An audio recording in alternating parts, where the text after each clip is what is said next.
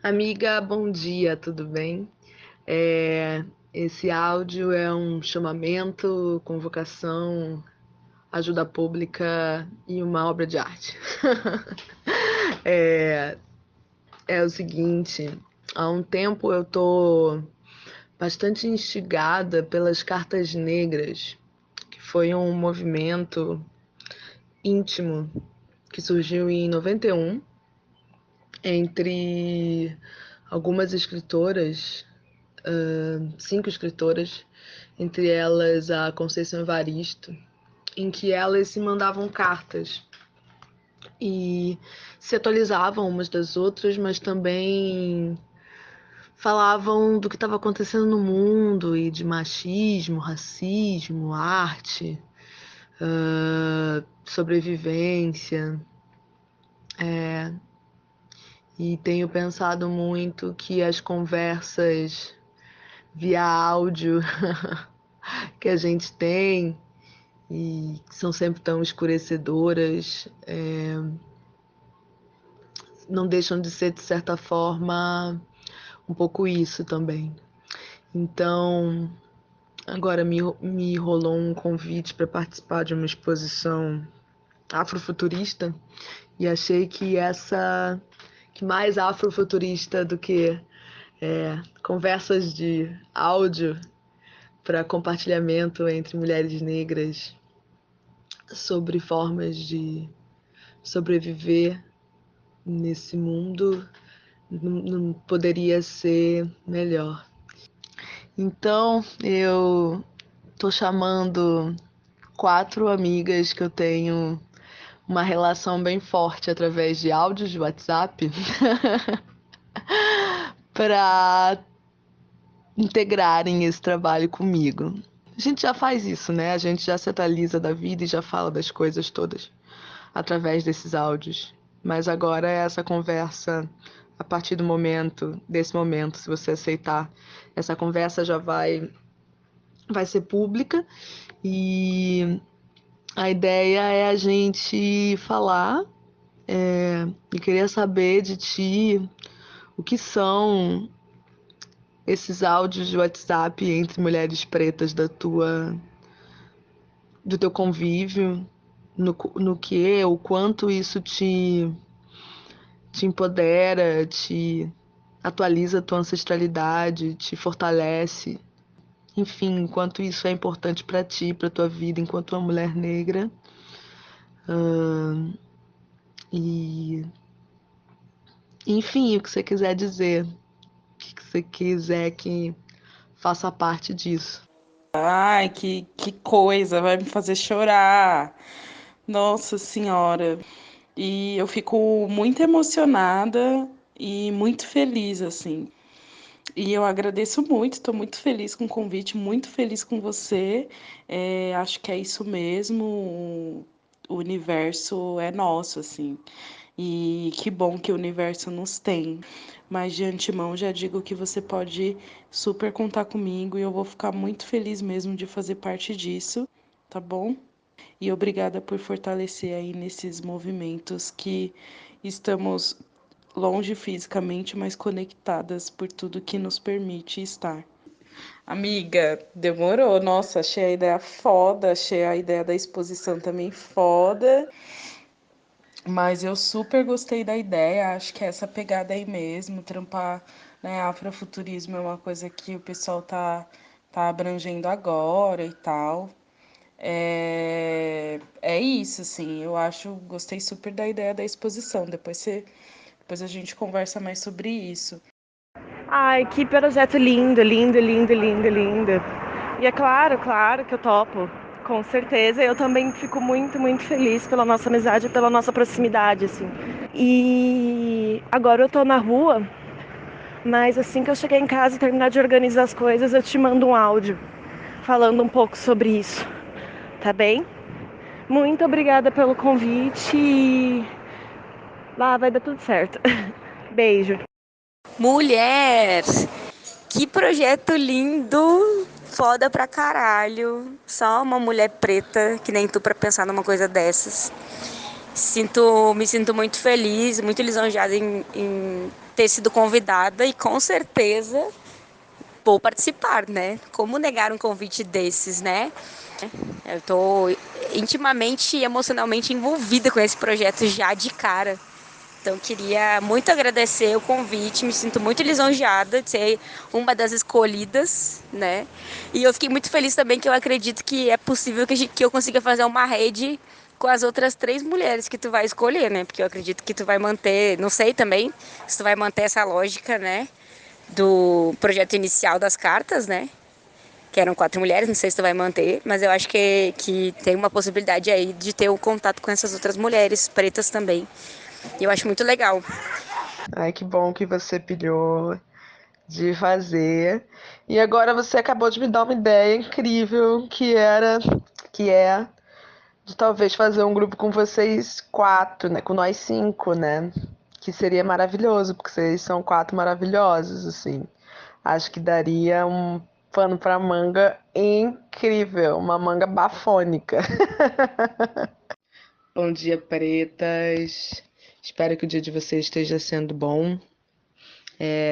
Último dia do mês de agosto, mês de Umulu, mês de pensarmos cura, né? De pensar nossa saúde em todos os âmbitos, né? Achei simbólico fazer esse grupo com vocês no último dia de agosto, né? Vocês que são tão importantes para mim nesse lugar de cura e nesse projeto, né? Que é um projeto de cura também, de certa forma. Um aquilombamento virtual.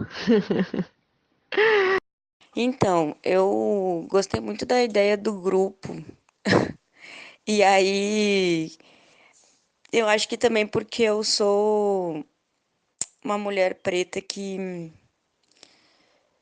tem muita vontade de compartilhar, assim, coisas do nosso cotidiano.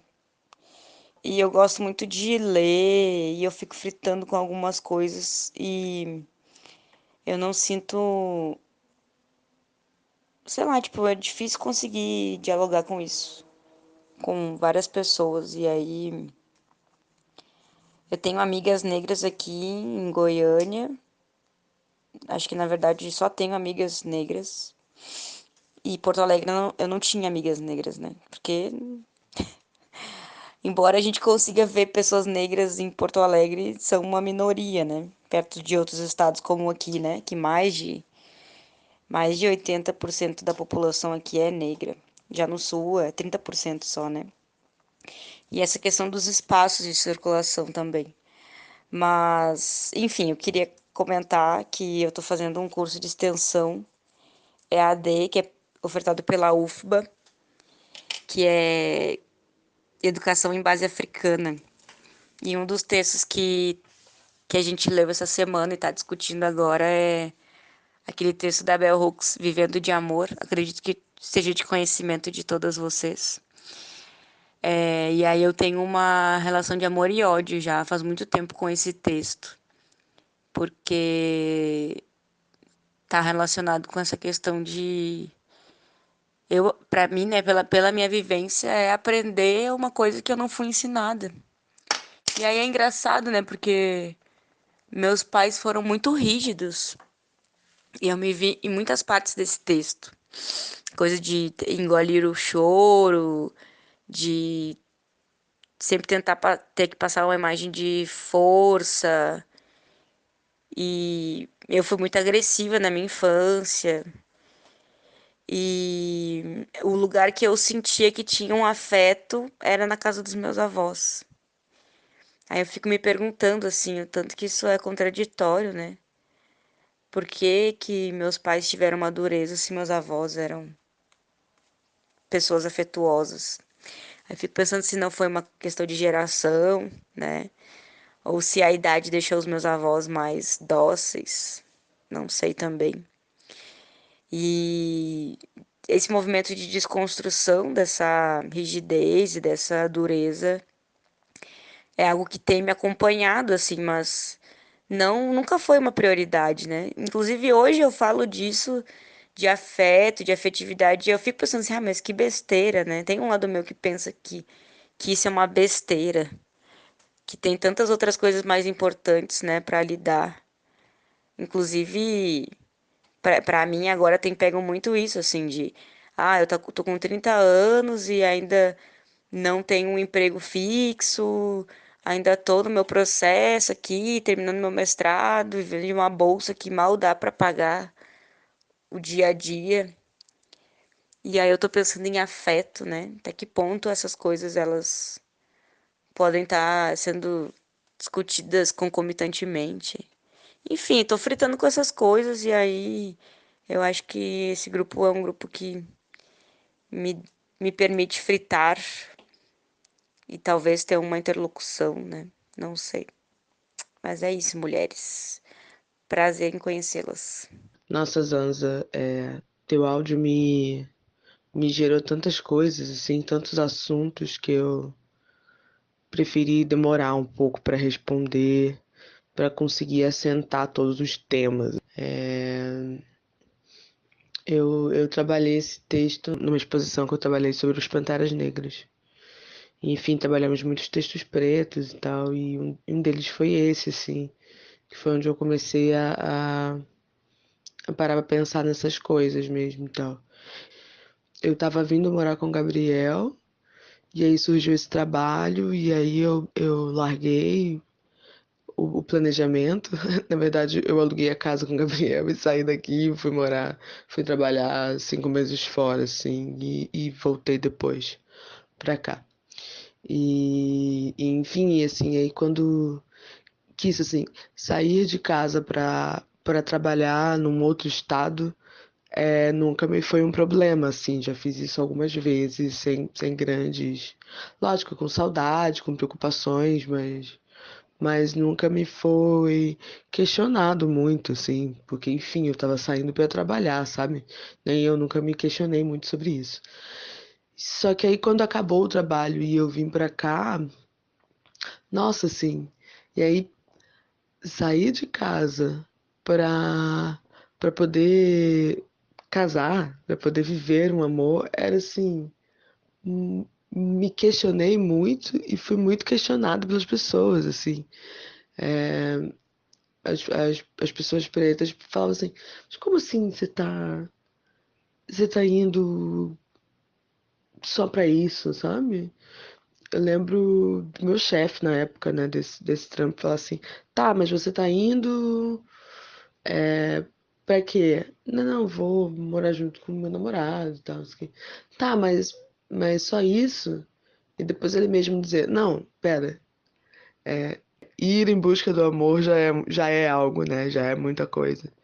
Então, enfim, assim, de como era surreal, mesmo a gente falando sobre isso, sobre a afetividade, sobre a necessidade do afeto e de como é empoderador se sentir amado e tal. Para esse mesmo grupo que discutia isso, a possibilidade de uma mulher preta começar a viver uma outra vida em busca de um amor, né? É, correspondido, era completamente surreal. E o quanto essa mesma mulher negra se mudar em busca de um trabalho não é. Acho que é muito por isso, assim, por nós enxergarmos a nossa vida profissional é muito importante, né? É, a minha vida profissional, acho que acho não, é com certeza o fator mais importante da minha vida, assim, o mais bem trabalhado, mais trabalhado, né? Assim, o que mais me define enquanto pessoa, assim, né? O fato de eu ser uma intelectual e tal. Isso, assim, né? O quanto se dedicar à afetividade soa até muitas vezes como negativo, né? É claro que também, sim, eu me relaciono com um cara branco, né? E aí a isso se soma muitas expectativas nas pessoas, né? Quanto a isso. E aí a outra coisa também, enfim, assim, a distância dos meus pais me fez muito pensar quanto à afetividade que eu tenho com ele e eles comigo, né? E, e a partir disso eu me obriguei a falar te amo pra eles, assim. que era uma coisa que por WhatsApp, porque é uma coisa que pessoalmente eu nunca tive coragem de fazer. É, e acho que também nunca me senti muito alimentada a isso, assim, né? E de como, assim, nele gerou um constrangimento, assim, muito grande, assim. Embora eu soubesse que tinha, né, tocado eles, mas, assim, é uma frase muito difícil para eles, assim, né? Dizer que ama e saber que é amado, assim, pela filha, assim, dito, né, com palavras, dizer isso era muito forte e muito constrangedor para eles, assim. Demorou, sei lá, um ano para que eles se sentissem à vontade para retribuir o te amo, assim, a ponto de agora, assim, um eu te amo vir deles muito espontaneamente. E aí eu me senti constrangida às vezes e não responder. Mas enfim, assim, quanto é difícil, porque enfim, assim, nunca fomos alimentados, acho que nem eles com os pais deles, pelo contrário, assim, embora minha avó, quem foi que eu conheci, né, dos avós, fosse muito afetuosa, os relatos que eu tenho é que comigo, né, o relato que eu tenho é que com ela, com a minha mãe, né, e o relato que meus pais têm dos meus avós, era de uma educação muito dura, de pessoas muito não amorosas mesmo, né? Até porque, enfim, né? A gente aprende a não ser amoroso porque o mundo é muito difícil e ser amoroso é muito frágil, né? Mas o quanto isso até hoje nos atinge, né? E que é um pouco o que o texto fala, assim. Uma coisa que eu fico pensando muito, assim, enfim, numa culpa também, assim, que essa distância me gerou de ter acesso a coisas teoricamente, assim, que o senso comum acredita ser melhores, né?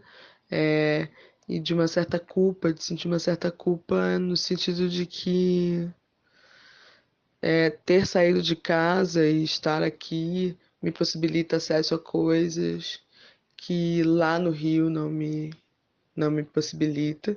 E aí, uma dessas coisas, por exemplo, é segurança. Aqui no Rio Grande do Sul eu me sinto muito mais segura do que no Rio. No Rio, a sensação de, enfim, as violências cotidianas e gera uma sensação de insegurança muito grande em mim, é que eu me sinto muito mais segura e de como eu me sinto, às vezes, muitas vezes, culpada por estar me sentindo segura, enquanto que os meus pais não estão seguros, assim, como se isso tivesse uma ligação direta e não tem, né? Mas que eu acho que também recai nesse lugar, né? Não sei se aí é até uma pergunta para vocês, assim, se vocês se sentem culpados em alguns momentos por terem acesso a coisas que os seus pais não tiveram, por exemplo. Oi, gente, boa tarde. Eu tava aqui ouvindo os áudios, né? Ouvi, reouvi, fiquei pensando. Uma coisa que ficou muito latente pra mim é de como é difícil reaprender a amar, assim, né? Reaprender a localizar e a respeitar e aceitar esses afetos, né? Porque eu percebo que muitas de nós a vida inteira, assim, viveu e foi ensinada a viver como se estivesse numa guerra, né? Então a gente tem que lutar para sobreviver, né? Primeiramente, sim, né? Por estar neste corpo, né? Enquanto mulheres negras, a gente tem que lutar para ser independente, porque a gente não pode confiar nos afetos que nos é dado, né? Porque o risco do abandono é como se tivesse ali dentro do coração da gente, né? Sempre. Como se ter uma garantia, pelo menos de trabalho, pudesse suprir um pouco esse lado, né, da afetividade, do carinho, que eu sinto que para nós é tão caro, assim. Então isso é uma coisa que ficou muito forte para mim, né? E estando aqui em Pelotas, a segunda cidade mais negra do Rio Grande do Sul, né? A primeira é Porto Alegre. Eu me vejo muito nisso, assim, né? Porque a maioria das minhas relações são universitárias, né? E daí muita gente branca, né? Muita gente com dinheiro, muita gente que não entendem que as experiências são diferentes, muita gente racista, né? A UFPEL é uma boa universidade no sentido de, pelo menos em pensamento em arte contemporânea e tudo mais, é menos belas artes do que algumas outras que eu conheço, mas tem aquele problema, né, de cidade do pequena do Rio Grande do Sul, né? É extremamente racista, é extremamente branca, nega completamente a sua negritude, né? E empurra as pessoas negras para a margem sempre, né? E com isso, os afetos enquanto universitária, né, que a gente vai criando vão ficando frágeis, né? Porque mesmo que a gente tenha amigos brancos, amigas brancas, a gente não consegue se reconhecer no outro, a gente não consegue se ligar completamente, né? E é isso que eu tinha falado para Renata, acho que tem uns 2 dias, assim, né? Quando eu disse que toda conversa começa com uma pergunta, e a minha era por que que eu me sentia tão mais confortável com mulheres negras, mesmo sem conhecê-las, né? De fato, assim, sem conhecer, né? Mais profundamente. Tem uma outra coisa que é a importância, assim, que eu fico pensando de tentar reconectar, né? Desse nosso reconectar com os nossos, assim, com a nossa família. Porque eu percebo que muitas das nossas relações familiares são de muita dureza. Claro, tem afeto, tem amor, né? Mas que é tudo muito duro, assim, né? E que os nossos pais, eles acabam repetindo o que os pais deles fizeram conosco, né? Para que a gente não repita as mesmas histórias, mas é tudo muito duro e tudo muito dolorido. Então a gente acaba criando uma mágoa enorme, assim, né? E de como isso é difícil, de como é difícil olhar para trás e tentar reconhecer as coisas mais positivas, tentar reconhecer nos atos o amor, né? O carinho e tal. E de como e do porquê, né, que é tão caro dizer eu te amo para eles, né? Eu passei muito tempo sem conseguir abraçar meu pai, né? Porque ele sempre foi muito rígido, sempre, apesar de sempre ter essa necessidade de querer mostrar um carinho, era tudo muito torto, né? Nesse sentido. Era tudo muito grosseiro, era tudo muito, né? Sei lá, tudo muito duro mesmo. Então, como as relações, né, com outras pessoas negras, principalmente mulheres negras, acaba nos reconectando também com as relações que a gente tem com a nossa própria família, né? E é muito doido, né? Porque esse contato, né, esse reconectar, ele acaba vindo do externo para o interno, né? A partir das relações que eu crio com vocês, né? A partir das conversas que eu tenho com vocês e entendendo um pouco da história de cada uma, eu consigo entender um pouco da minha história, né, com relação à minha família e consigo repensar, né, essas zonas de afeto que, apesar de não serem as mais delicadas e as mais gentis, muitas vezes, existiam ali, né? E conseguir reconhecer isso e conseguir me reconectar é um bagulho assim muito louco.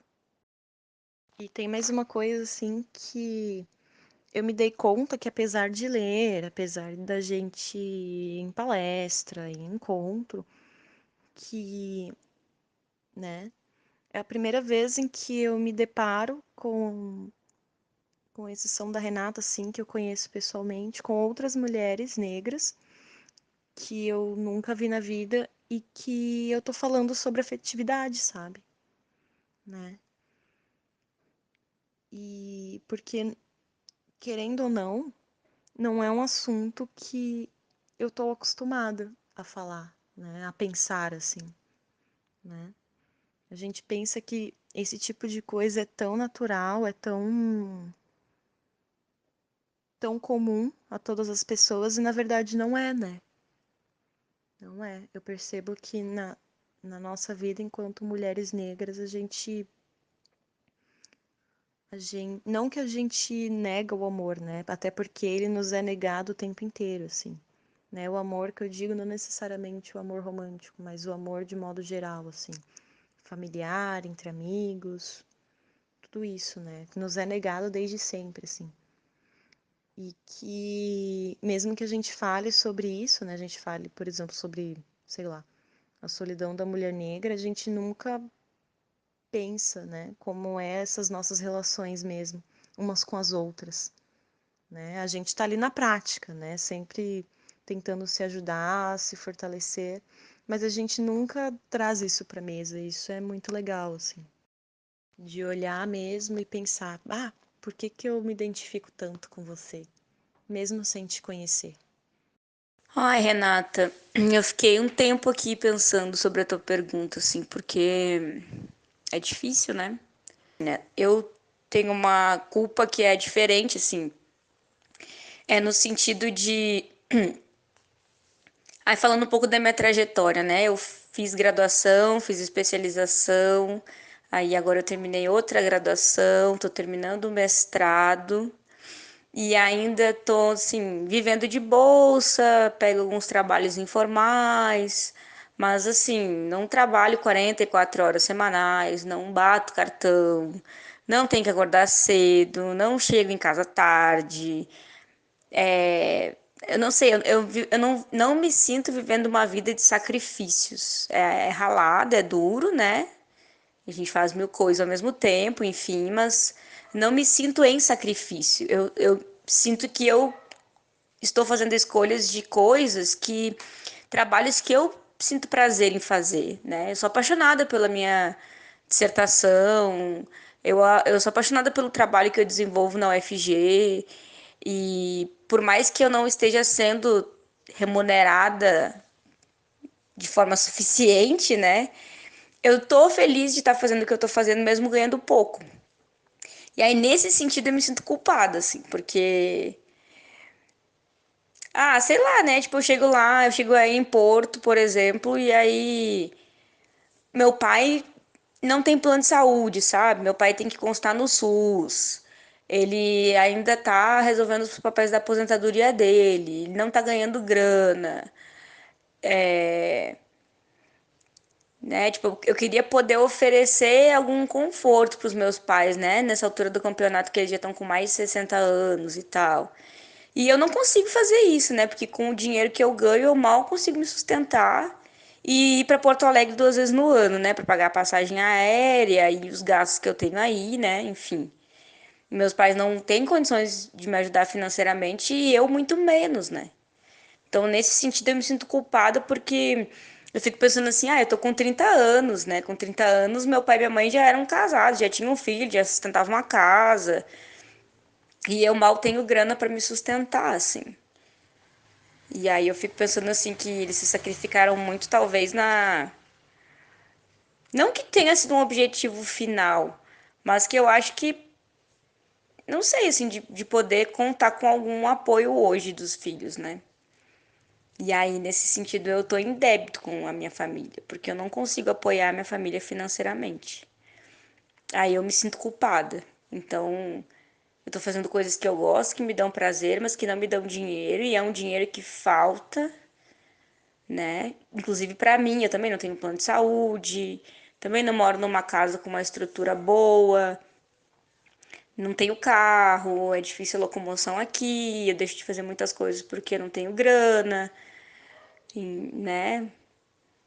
Não sei, assim. Aí nesse sentido também é uma crise que eu tenho comigo mesma, quando eu vou a Porto Alegre, porque aí eu encontro as minhas colegas da graduação, que todas elas estão concursadas, estão ganhando mais de 4.000 por mês, estão viajando para o exterior, e eu não tô conseguindo fazer nada assim, tipo, eu mal consigo ir para Uberlândia, que nem eu vou agora mês que vem, de busão aqui pela UFG, assim. Então, por mais que eu tenha tido uma ascensão intelectual muito relevante, assim, eu não consigo ter a mesma ascensão financeira, né? Isso para mim é uma questão, é um problema.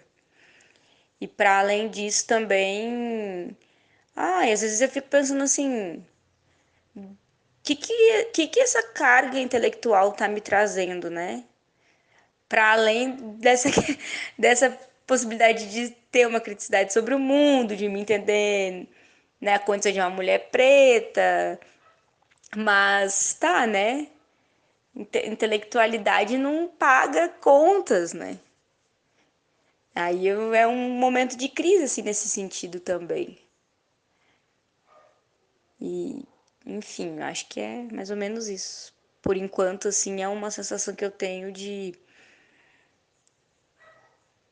sei lá, dialogando com os meus desejos e também com necessidades reais e, em certa medida, também tentando compreender que eu sou um indivíduo, né? E que eu tenho o livre-arbítrio e que talvez o caminho que eu vá seguir na minha vida não seja o mesmo dos meus pais e que tudo bem também, né? É uma coisa que eu vim tratando na terapia quando eu tava fazendo, porque agora faltou dinheiro para fazer. E aí eu não tô, mas aí eu continuo fazendo essas reflexões internamente. E eu acho que isso que a Indy falou, né, dessa intimidade é tão foda, né? Porque eu me sinto muito confortável também de estar compartilhando com vocês coisas muito íntimas que eu não compartilharia com outras pessoas, assim. Nossa, gente, muita coisa. Muita coisa.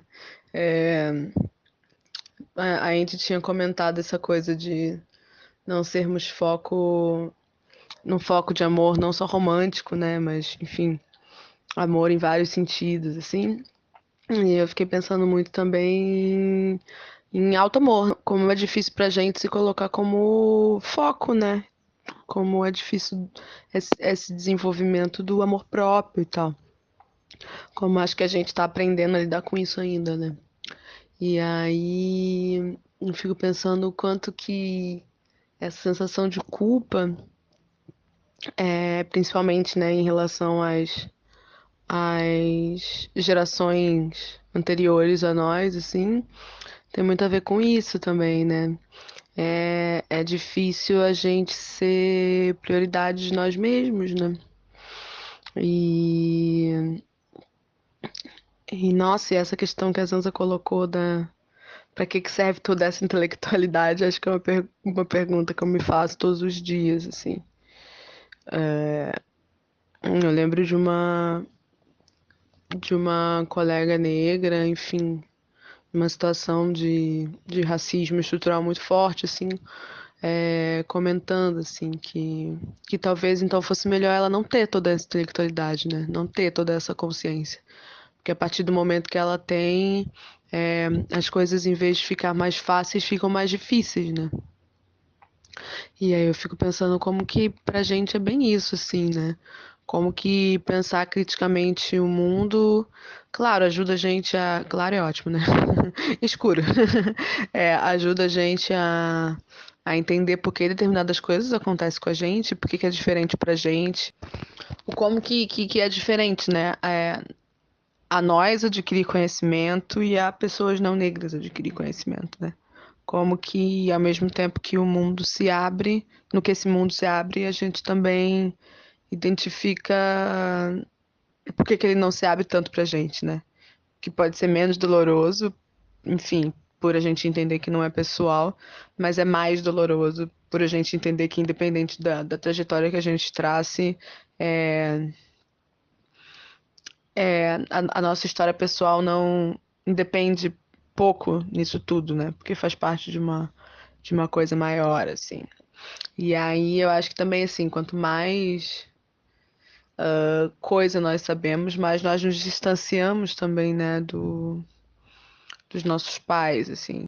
Sei lá, faz com que eu tenha um carinho maior pelos meus pais por entender o lugar em que eles estavam e por que as coisas se deram de uma maneira tão difícil, mas me faz ter desejos cada vez mais distantes dos deles ou dos que eles querem pra mim, assim, né? E aí, enfim, tudo isso porque eu fiquei pensando, né, como que também, assim, essa culpa toda da gente de seguir um caminho que não é o caminho, né, do emprego formal ou coisa assim, tem muito a ver da gente não ser prioridade, né? Porque acho que optar pelo que nos faz feliz, né? Isso que você falou assim, eu não recebo bem, mas eu sou feliz fazendo o que eu faço e tal, né? Optar por trabalhar com o que te faz feliz é, é ser foco do seu objetivo, né? É se auto-amar, se autocuidar, né? Esse autocuidado que a gente fala tanto, né?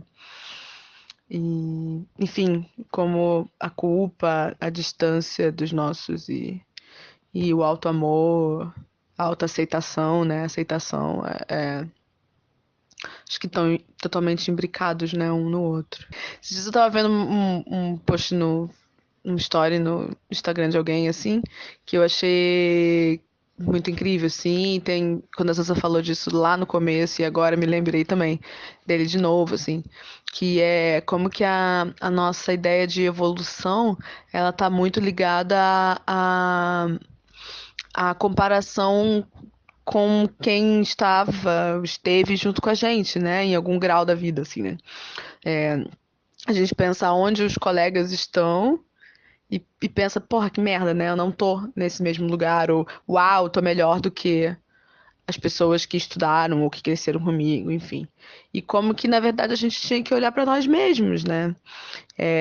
Do nosso ponto de inicial pro ponto final de agora, né? Onde a gente está agora e tal. De como que a ideia evolutiva tem que ter a ver com a gente, assim. E aí isso tem muito a ver com o que a gente estava falando da ideia de que as nossas redes, que também tem a ver com quanto mais a gente alcança de saber, né? As nossas redes vão ser muito universitárias e as redes universitárias são brancas. Então, não tem como a gente se comparar com essa galera, porque os parâmetros são outros, né? A nossa linha de chegada é um pouco mais. A nossa linha de partida é um pouco mais distante, né? Bem mais distante do que a deles, né? Nosso caminho é muito maior. Então não tem como comparar estradas assimétricas, né? Mas mais de pensar, enfim, né? Da onde a gente saiu, da origem dos nossos pais, né? Desse lugar aí que a gente estava e da onde a gente está hoje, assim. Isso ajuda a gente a ser até mais amoroso, né? Mais gentil com a nossa própria trajetória, né? Não que eu super saiba fazer isso, tá, gente? Tô aprendendo, tô tentando ser mais amorosa com o meu caminho, com o caminho dos meus pais, tentando entender que não dá pra se comparar com quem não tem comparação, né? E, e aí eu entendo, e aí pra mim faz sentido vocês dizerem que se sentem à vontade pra falar nesse grupo mesmo sem se conhecer, porque nós temos pontos de origem muito parecidos, embora em lugares completamente diferentes e vivendo trajetórias diferentes, assim. A gente tem um caminho, uma história parecida, né? E aí, isso que a gente falou é bem bonito, né? De que o que vem de fora, o que vem externamente, ajuda a gente a entender o que vem internamente, né? Eu ouvindo vocês contarem da trajetória de vocês com seus familiares, na universidade, na profissão, me faz entender que eu não tô sozinha e que os meus caminhos também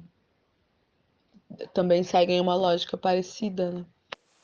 Gostei muito desse último áudio, assim, porque o tanto que é doido, né? Nós somos mulheres negras de lugares diferentes, mas que deu pra perceber que a gente tá passando por coisas bem parecidas, né? E o tanto que esse compartilhamento, de alguma forma, fortalece, Porque eu não sei, mas eu fico pensando que é como se a gente tivesse, o fato da gente estar trocando essas ideias pudesse proporcionar com que a gente construísse um novo caminho. Um caminho que é diferente do que os nossos pais trilharam e diferente do que eles pensaram para nós, mas que a gente vivendo, né? Eu penso na Conceição agora, né? Escrevivência. Que aí o fato da gente estar vivendo esse caminho que a gente não conhece, que é um caminho novo que ninguém nos diz como que era, faz com que a gente escreva também essa trajetória. E aí eu penso um pouco nisso também, porque eu tenho um pouco de agonia na academia, principalmente durante o processo da escrita da dissertação, que eu não consigo dialogar com a minha família a respeito daquilo que eu estou produzindo. É como se as palavras acadêmicas, né, aquelas palavras que vão ser registradas naquele material, são palavras inacessíveis para o contexto da minha família. E é um desafio que eu estou passando atualmente, é conseguir fazer uma pesquisa que está tão intimamente ligada à minha trajetória e à minha trajetória familiar, né? Então, quando eu leio Conceição, quando eu leio as mulheres negras na literatura, elas estão falando sobre aquilo que a minha avó viveu, porque ela me conta de coisas que são parecidas, mas ao mesmo tempo, quando eu consigo escrever isso, né, na forma como a academia me solicita, eu me afasto desse contexto e eu não consigo mais criar um canal de diálogo, né? Fica deixando pontas soltas. Bem difícil assim para mim.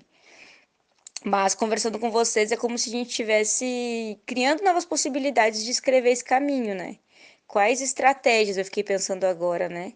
Vocês utilizam na vida de vocês de manter uma comunicação com a família de vocês e com aqueles sujeitos e objetos de estudo que vocês trabalham, né? Talvez a arte, eu posso estar falando uma coisa muito burra, mas talvez, não sei, mas é uma impressão que eu tenho. É como se a arte, pensando em artes plásticas, artes visuais, elas pudessem dialogar de forma mais eficaz do que pensando num texto acadêmico, assim. Aí eu tenho uma vontade, assim, de, em algum momento, depois da publicação da dissertação, pensar em formas de fazer com que eu consiga me comunicar com as minhas ancestrais, com as minhas mais velhas, aquilo que eu produzi academicamente. É uma coisa que talvez vocês até tenham estratégias que estejam usando, assim. Oi meninas, tudo bem? Primeiro, desculpa pela ausência. Essas semanas têm sido assim uma loucura. Tô fechando um trabalho, finalizando correção de provas e uma série de outras coisas e correndo para existir, né? Eu acompanhei as conversas de vocês sobre afeto, sobre a pergunta que a Rê fez. E, bom, dali eu fiquei pensando várias coisas, mas dentre elas, acho que a coisa que mais me pega é a dificuldade da gente praticar o afeto em todas as suas nuances, assim, né? Desde as nossas relações entre nós, mulheres pretas. Então, ao longo desses anos, eu tenho tido muitas experiências com mulheres pretas e dentro dessas experiências também vivências onde nós enquanto grupo não conseguir reconhecer as nossas fragilidades e entender que muitas vezes o modo como nós nos tratamos dentro desse grupo de pretas acaba às vezes por desrespeitar assim a individualidade de cada uma, assim. E como que é difícil lidar com essa questão do afeto, né? Como que é e de um afeto puro, assim, de um afeto verdadeiro. Quando eu paro para pensar essa questão do afeto nas nossas, por exemplo, na minha vivência de um relacionamento preto, eu também percebo o quanto é difícil, o quanto a gente carrega vários estigmas do racismo que muitas vezes nos impede de lidar com isso de uma forma, não sei, de demonstrar esse afeto, de viver esse afeto, de demonstrar amor, de sentir amor. E porque nós não fomos ensinadas, né? De fato, a gente foi ensinada a estar sempre pronta para a guerra, como a colega falou. Nós estamos a todo momento com as nossas armas prontas para atacar qualquer forma de violência, qualquer forma de violação. E muitas vezes essa nossa forma de lidar com o mundo, porque o mundo está aí para nos atacar, e muitas vezes a gente não consegue desarmar nem mesmo com aquelas pessoas que estão do nosso lado, assim. Então, nós aprendemos, eu sigo pensando que nós aprendemos muito a lidar com a dor, a lidar com, com as violações que a gente tem no nosso cotidiano, e pouco nós aprendemos a nos relacionar com a ideia de afeto. E que isso não é culpa nossa, né? E que isso vem daí de gerações mesmo, né? Então, quando eu penso no seio da minha família, eu lembro vários momentos onde essa questão do afeto, da afetividade, ela era colocada em segundo plano e muitas vezes ter que lidar com muito mais com a rispidez, com a dureza das nossas relações familiares do que com o afeto propriamente dito, assim. Então, acho que sentir o afeto, demonstrar afeto e compartilhar afeto tem sido também uma forma de resistência, né? Tem sido também dizer que afeto é resistir, que você ser capaz de abrir parte de si para o outro e essa demonstração que não é uma demonstração de fraqueza, mas que é uma demonstração livre do ser, para nós é tão difícil e tão caro assim.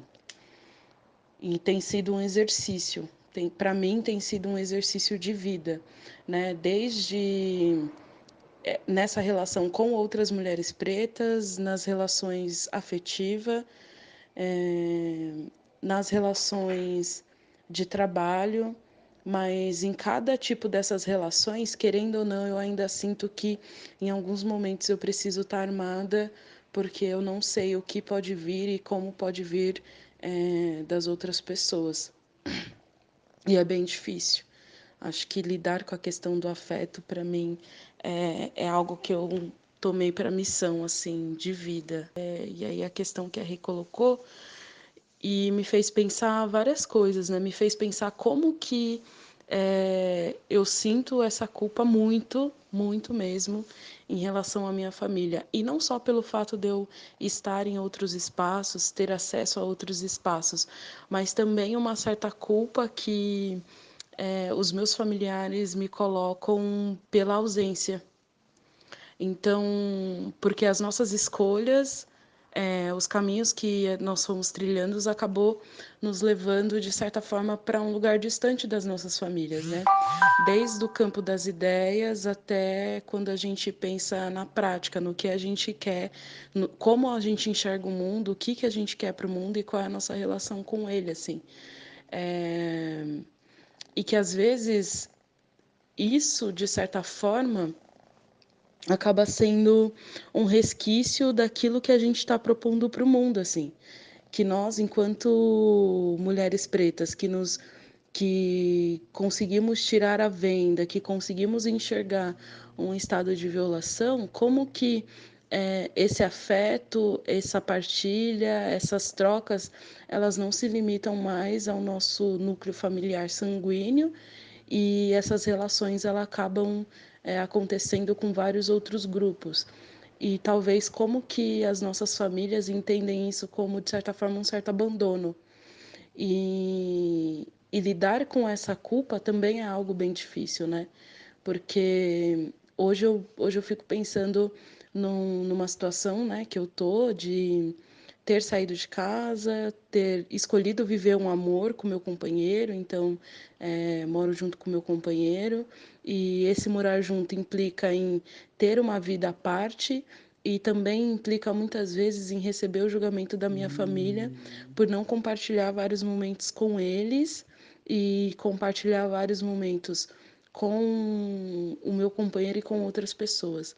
E, e dessa culpa também ser algo muito violento, assim, porque é como se a gente escolhesse um grupo ao outro, e que na verdade não é.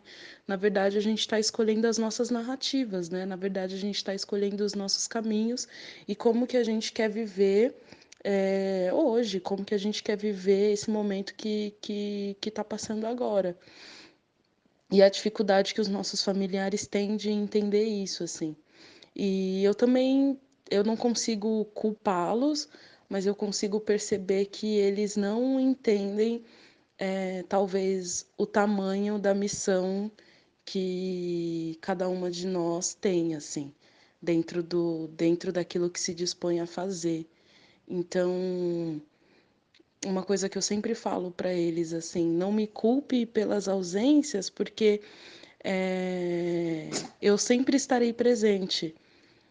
Não me culpe pelas fraquezas, porque eu sempre tive que ser forte. Não me culpe, não me culpe, não me culpe. Então, eu estou no momento de não mais absorver os sintomas de culpa que eles querem me dar, né? E entender que as minhas escolhas, elas não devem ser penalizadas por ninguém, elas não devem ser apontadas por ninguém, mas que talvez eles não entendam isso e que eu também tenha que ter muito afeto e carinho para entender que eles não conseguiram perceber ainda o tamanho daquilo que eu escolhi para mim, assim, o tamanho e a responsabilidade das minhas escolhas, sabe? Enquanto sujeito, enquanto mulher preta, enquanto uma mulher que saiu de casa e foi para a universidade, e saiu da universidade e quis romper outras barreiras.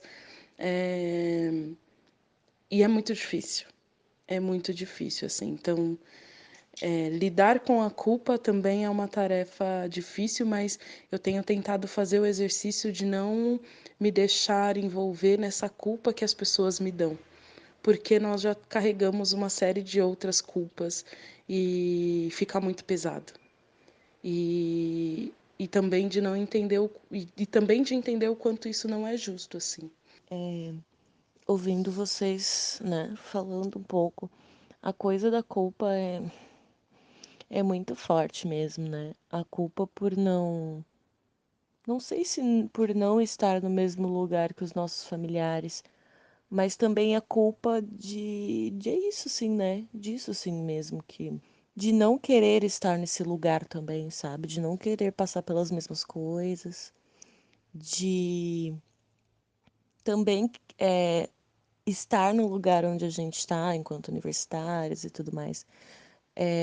Eu me percebi, né, muito cheia de culpa quando eu saquei onde eu tava, assim, sabe? Tipo, bah, tô aqui no Rio Grande do Sul, Pelotas, numa universidade federal, enquanto meus pais ainda têm que trabalhar, tipo, minha mãe, né, ela trabalha, tipo, 12 horas por dia, sabe? Sai de casa pro trabalho e só volta para casa para dormir, entendeu? Porque ainda tem mais 2 horas de trem para pegar, de ônibus e tal. E de como isso é forte, né? De como essa ascensão, né, digamos assim, ela deveria ser mais prazerosa, mas ela também é bem dolorida, né? Porque gera essa sensação, né, de que a gente tá deixando alguém para trás, assim, alguém para trás, mas daí, tipo, né, a gente também é prioridade, sabe? Nós somos deveríamos, né, pelo menos ser prioridade de nós mesmos. E essa sensação de essa intelectualidade para quem, nossa, me acompanha muito, é muito real. Quando eu sofri os casos aqui em Pelotas, né, que eu sofri racismo de um cara da agronomia, né, que passou a camiseta do curso assim no meu rosto numa discussão e perguntou se eu sabia ler e tal. Eu me lembro muito de pensar nisso, assim, de sair de casa, sabe? né? Não era o lugar mais confortável do planeta, né? Tive muitos problemas assim com os meus pais, né? Por pensar coisas muito diferentes assim. E, pô, sair de casa, entendeu? Onde querendo ou não, por mais que as coisas fossem difíceis, eu tinha afeto, né?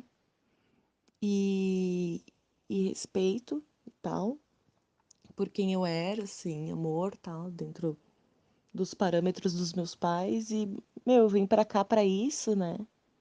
Tipo, passei por vestibular, tirei dinheiro de onde não tinha, vim sozinha pra um lugar onde eu não conhecia ninguém, entendeu?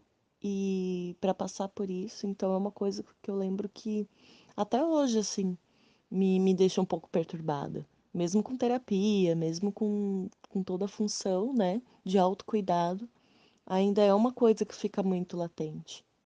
Ah, o que a Renata disse sobre mais generosidade, né, com o trajeto que a gente tem trilhado, eu tenho pensado muito nisso, de tipo, ai meu, tô quase no final da minha graduação, né, e, pô, a gente ralou pra caramba, né, também pra estar aqui, assim, né, porque tem a questão familiar, tem a questão das relações, né, românticas e não românticas, ou algo parecido com isso, né? E de como é complicado estar aqui, tipo, se manter, né? Porque não basta chegar, né? A gente tem que se manter no lugar, né? Tem que comer, tem que comprar material, tem que interagir com outras pessoas com ideias que divergem ou que são extremamente preconceituosas. Tem uma série de coisas que a gente tem que lidar que ninguém disse que a gente teria, né? E, meu, é isso, assim. Para quê, né? Essa intelectualidade se tudo isso vai ficando mais difícil, né? À medida que a gente vai alcançando outros espaços, assim, né? E que espaços são esses? Que pessoas são essas que estão nesses espaços, né? Por outro lado, só da gente estar aqui já significa que pode haver a possibilidade de outros, né?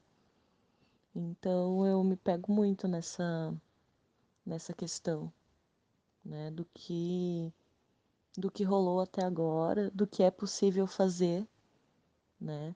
Da culpa toda e ao mesmo tempo da felicidade, ou não sei mais se é uma felicidade estar aqui, assim. É muito louco, é um misto de sensações. Também optar fazer o que fazemos, né? A coisa de ser feliz mesmo, assim, com que a gente trabalha, com que a gente estuda, e ao mesmo tempo ter que lidar com, como a Zanza disse, os nossos desejos, né? Ah, isso é muito difícil, porque eu comecei. O primeiro curso que eu fiz, né? A primeira graduação que eu tentei fazer foi publicidade. Por causa de grana mesmo, assim, né? Mas ia completamente contra os meus ideais e tal.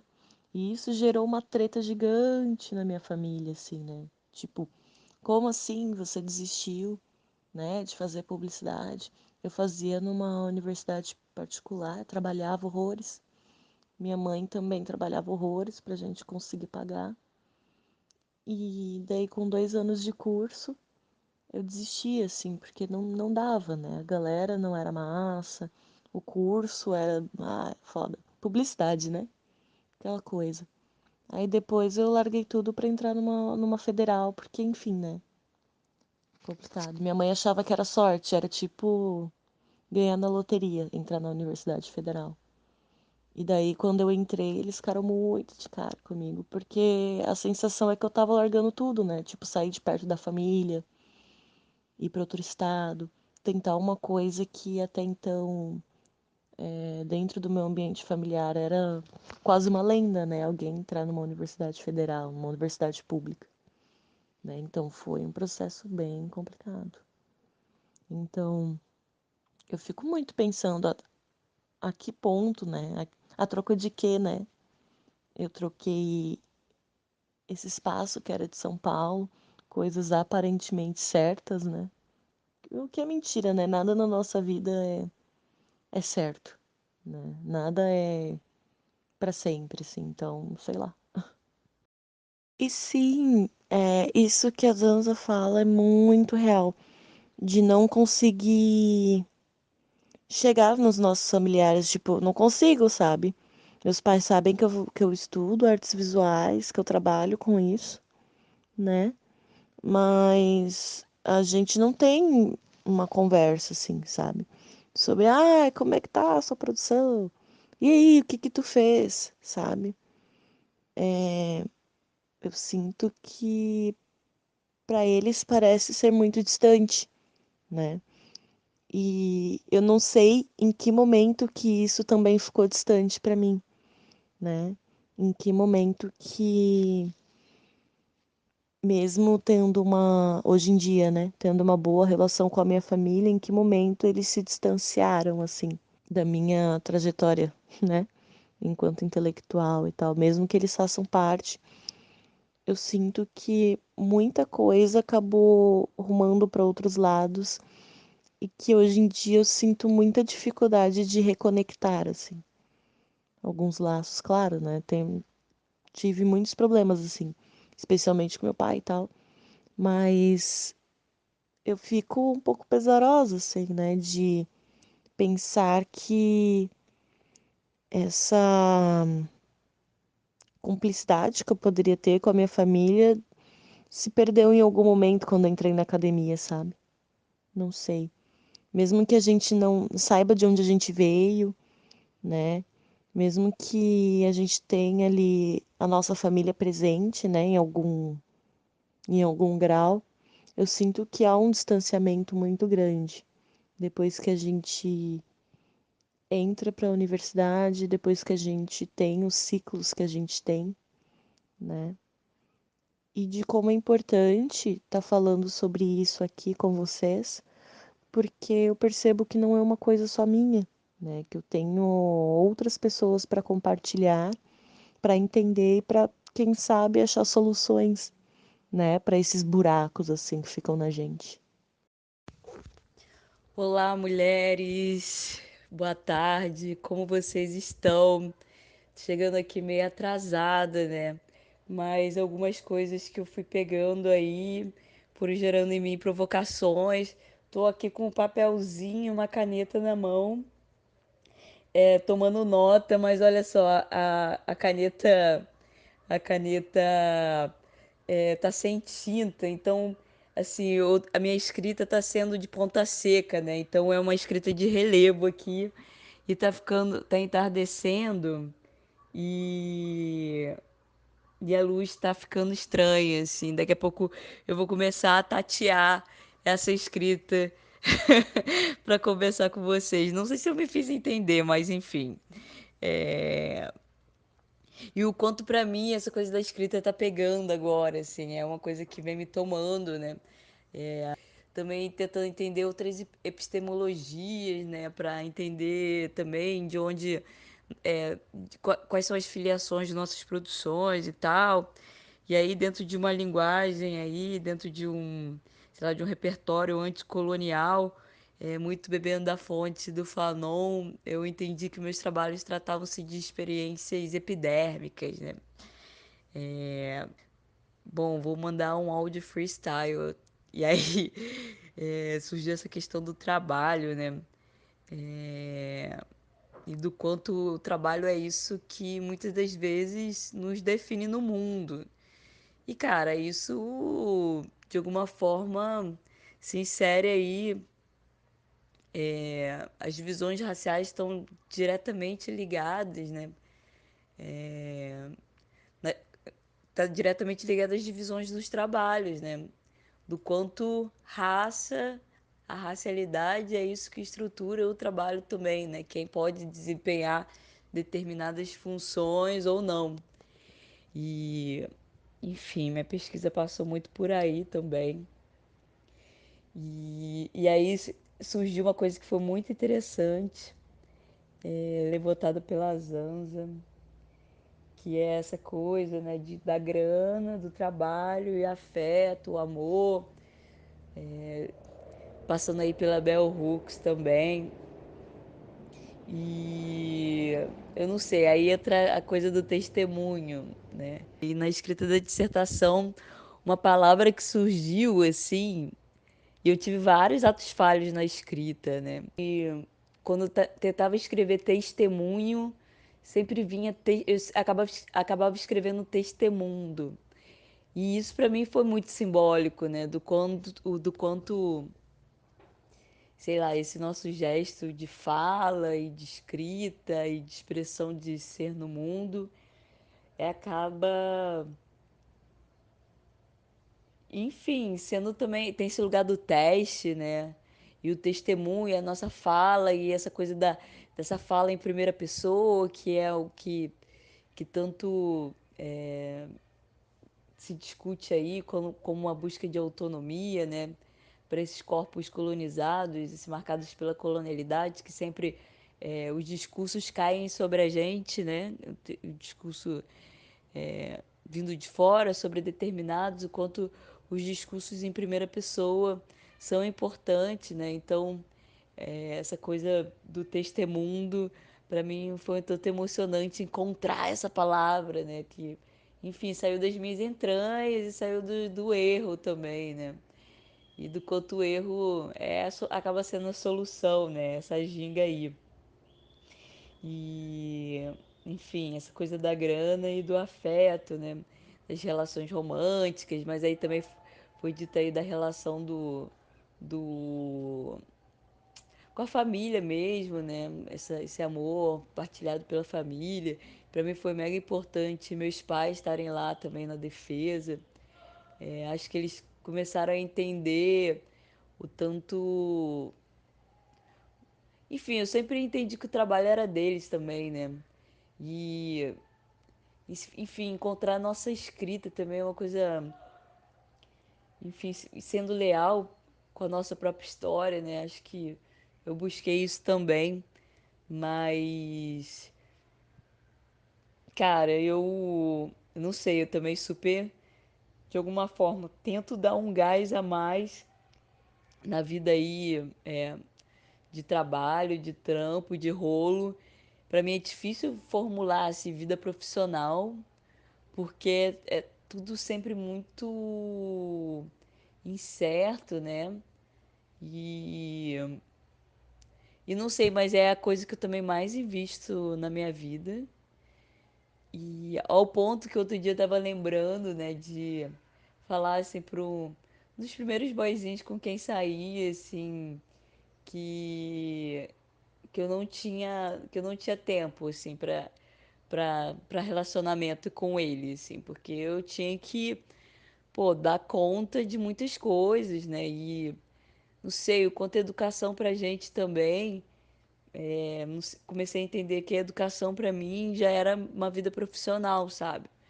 Que, pô, eu fazia ensino médio, ensino profissionalizante, fazia curso de inglês e às vezes também chegava junto do negócio da família. E, pô, ter tempo, né? Tipo, ter tempo pra investir, assim, se doar e se permitir que entre nesse lugar de uma afetividade, assim, realmente, eu não sei, é um terreno um tanto difícil pra mim, é esse da afetividade amorosa, até porque a gente começa a entender como o nosso corpo é lido, né? No mundo, essa construção super hiper erotizada dos nossos corpos, né? E aí eu narro também na minha dissertação que teve uma aula que estava se escre que tava que o tema era desejo, tinha uma discussão em cima de desejo e toda vez que eu tentava escrever a palavra desejo no meu caderno, tomar nota, assim, sobre as discussões, o que saía era dejeto. E eu comecei. E isso aconteceu repetidas vezes, inclusive depois, quando eu estava tentando narrar essa situação, né, na, na própria dissertação. E comecei a entender também, né, como nossos corpos, muitas das vezes, eles se, por conta, assim, desse corpo que é erotizado, que de alguma forma entra nesse esquema de um, não sei, até de uma divisão que implica em questões de trabalho também, né? Porque se a gente pensa, enfim, que as mulheres negras, as nossas ancestrais eram brutalizadas, estupradas, o quanto e que esse fruto, né, que é fruto desse relacionamento violento, se tornava novamente virava mão de obra, né? E, tipo, os filhos eram escravizados também. Então, quanto esse jogo do erótico, né, e a violência da vida sexual da mulher negra não tá nesse lugar, assim, é triste pra caraca falar isso, assim, e reconhecer isso e ver como as coisas se atualizam de outras formas, assim, mas que eu achei que essa composição desejo e dejeto, assim, de alguma forma me despertou para muitas coisas e, tipo, de relacionamentos que eu tive que entendi que passavam muito por um descaso, que enfim, tentar entender também essa questão nem objeta, né, mas abjeta que circunscreve nossos corpos muitas das vezes. Enfim, o Papa que tomou esse rumo. Eu voltei para casa agora, por esses dias, e voltei, o tempo aqui virou, tava um sol maravilhoso e tal. E aí eu voltei aqui pro Rio, tava na casa da minha mãe, das Ostras. E o tempo virou, fiquei meio resfriada, né? Acho que por isso também que eu não consegui responder aqui antes. É, mas acho que nesse caminho aí de cura, eu acho, a gente tá, enfim, entrando no mês aí de tanta fertilidade, depois desse mês que é pra gente pensar em curas e tal, que é agosto, né? Acho que setembro tem uma coisa pra gente pensar nas fertilidades também. E pensar aí nos IBGs. E não sei, acho que uma construção de cura que eu venho tomando agora, depois de muita, enfim, muitas relações conturbadas, né? Como é que é isso de você apostar num repertório, numa discussão afrocentrada e com esse recorte do feminino dentro da academia, quem que acolhe esse tipo de discussão, né? E do quanto, sei lá, às vezes a gente entendendo que, que possivelmente a gente apostando nesse tipo de debate que poderia de repente gerar acolhimento, a gente recebe mais violências, né? E esse processo do mestrado para mim foi muito doloroso. Passei a ter circulações em espaços distintos, mas também o quanto isso, né, de estar circulando em espaços até de poder, assim, do quanto isso também, não sei, eu comecei a ouvir julgamentos sobre mim totalmente equivocados e violentos e é foda, né? Onde você achava que de repente trazendo algumas pautas onde teriam acolhimentos, surgem, surgem violências, né? Outras violências. Mas aí é isso, né? Agora eu venho pensando muito mais, assim, dependendo do convite, tipo, onde chegar, com quem chegar, quem são as pessoas, porque cara, essa questão da aliança é muito complexa. E aí, pô, foi convocada aqui a Bell Hooks. Mas aí tem o coletivo Rio Combaí, né? De mulheres negras e lésbicas, que elas colocam lá, né? para mim é uma frase muito importante, do tipo, que elas colocam, assim, antes da Crenshaw vir com esse termo da interseccionalidade e tal, do interseccional, elas falam que, assim, que estamos com os homens negros na luta contra o racismo, mas estamos contra os homens negros em relação à luta contra o sexismo, né? Tipo, esse jogo que é muito caótico também, né? O quanto, sei lá, vão se aumentando as camadas de opressão, assim, dentro dessas lógicas categoriais aí, do quanto os jogos da aliança ficam mais complexos, né? Do tipo, com quem que a gente pode contar. E é foda, é foda.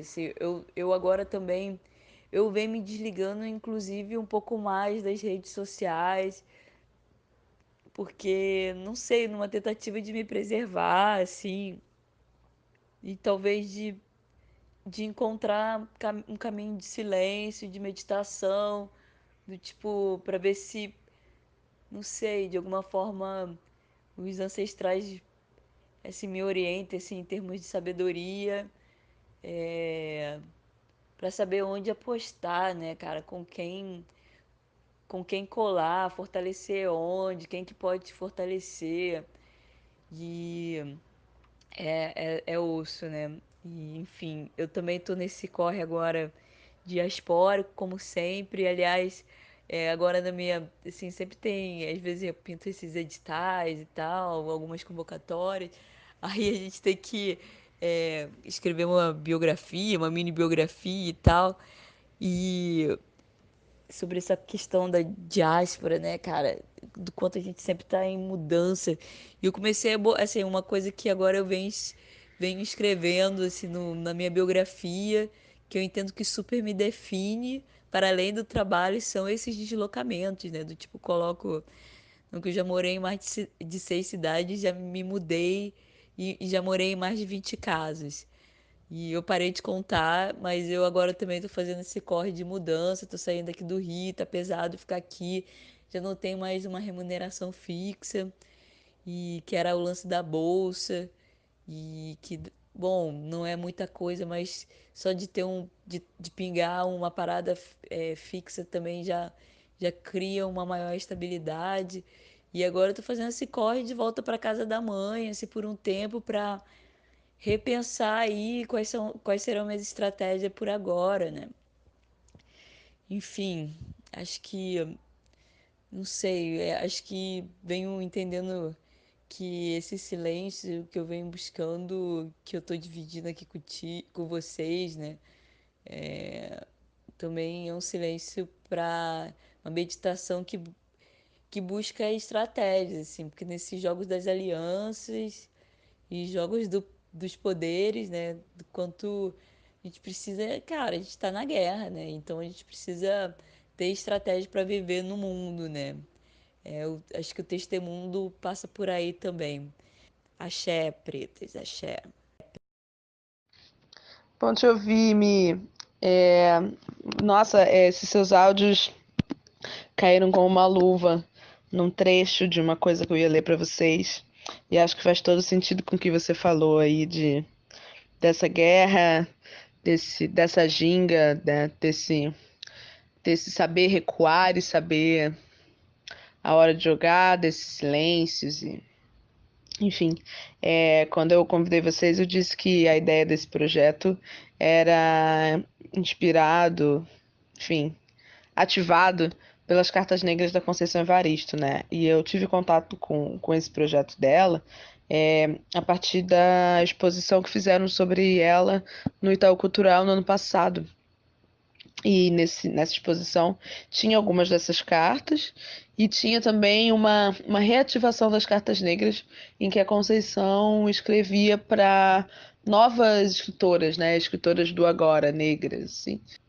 E aí escolhi um trecho para ler para vocês e, enfim. Amiga, creio que nosso silêncio não significa um irreversível esquecimento, mas apenas uma interrupção para intensificar nossos desejos e forças.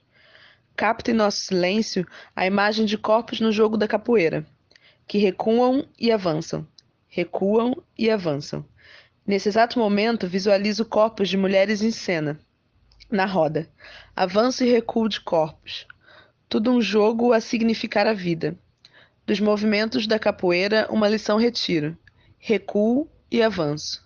Recuo e avanço.